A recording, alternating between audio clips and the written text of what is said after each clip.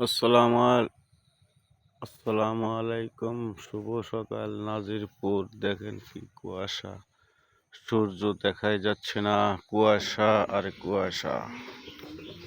কুয়াশার জন্য আজ যে ঠান্ডা পড়ে গেছে, ঠান্ডা খুব।